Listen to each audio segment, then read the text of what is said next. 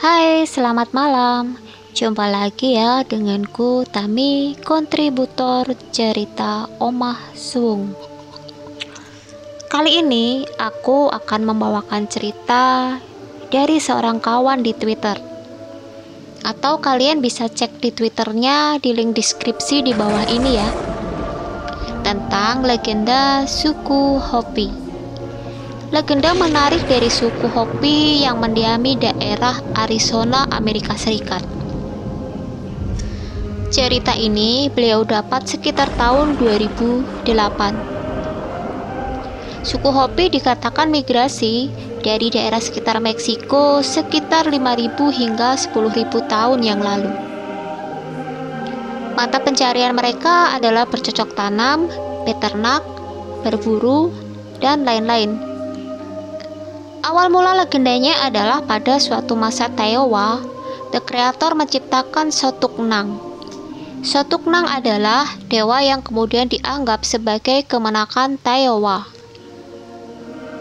Atas bimbingan Taiowa, Sotuk-Nang membuat suatu ruang yang tidak terbatas, yang kemudian diisi zat padat 7 alam semesta dan udara. Hingga tiba waktunya, Sotuk-Nang membuat wadah yang warna kulitnya berbeda-beda. Ada yang merah, hitam, kuning, dan putih. Untuk yang berkulit merah, mereka adalah penjaga tanah. Mereka diberi pengetahuan berkomunikasi dengan alam. Lebih berperan sebagai spirit yang menjaga alam agar tetap seimbang. Untuk yang berkulit hitam, mereka bertugas sebagai penjaga air. Mereka diberikan kekuatan fisik yang luar biasa atletis dan menjadi penjelajah air, menjaga ketenangannya. Untuk yang berkulit putih, mereka adalah penjaga api. Mereka diberikan pengetahuan teknologi, penguasaan terhadap api, juga kemampuan berperang.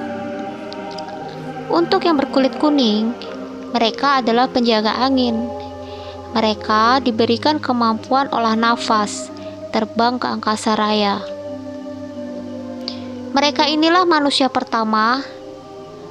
Tempat mereka tinggal disebut dunia pertama, the first world. Sotuk-Nang kemudian memberikan keleluasaan menyebar ke 4 penjuru angin. Mereka harus tetap ingat asal muasalnya dengan menghormati Taiowa sang pencipta. Pada mulanya semua berjalan baik, hingga tiba masanya lupa akan asal muasalnya. Kemudian dunia pertama dihancurkan dengan api besar. Sebagian kecil yang masih menghormati Taiowa selamat dan membangun peradaban dunia kedua. Dunia kedua berjalan dengan baik, dari sedikit kemudian beranak pinak menjadi banyak, memenuhi dunia kedua, sampai pada suatu ketika kembali lupa akan asal muasalnya, dan kembali dunia kedua dihancurkan melalui pembekuan. Hanya sedikit yang selamat. Yang selamat ini kemudian membangun peradaban baru lagi. Inilah masa dunia ketiga.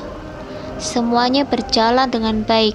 Segala peristiwa yang terjadi pada dunia pertama dan dunia kedua, mereka selalu ceritakan ke anak cucunya sebagai pengingat, supaya tetap ingat asal muasalnya. Masa ini berjalan baik dengan periodik panjang dan lama, masa-masa damai, spiritualitas, dan lain-lain, hingga tiba adanya suatu generasi baru yang mempunyai pemahaman berbeda sama sekali, dan kembali terulang. Lupa asal-usul dunia ketiga kembali dihancurkan dengan air bah. Masa penghancuran dunia ketiga ini hampir menyapu bersih semuanya. Untungnya masih tersisa sedikit yang selamat. Kemudian membangun dunia keempat, berkembang biak dan bertumbuh di segala penjuru dengan membawa berbagai macam sisa-sisa kebijaksanaan dari masa lampau. Menurut suku Hopi, sekarang ini adalah dunia keempat. Generasi kita inilah yang tersisa dari 3 dunia sebelumnya. Apa apakah akan ada penghancuran dunia lagi? Yang pasti, hancurnya dunia itu bukan karena banyaknya orang-orang jahat, akan tetapi karena diamnya orang-orang baik. Ali bin Abi Thalib. Tetap jadi orang baik ya, agar dunia ini tetap bertahan meski sedang ada di tengah kehancuran karena tangan-tangan yang tak bertanggung jawab. Oke, sampai di sini aja ya ceritaku. Sampai jumpa di cerita selanjutnya. See you next.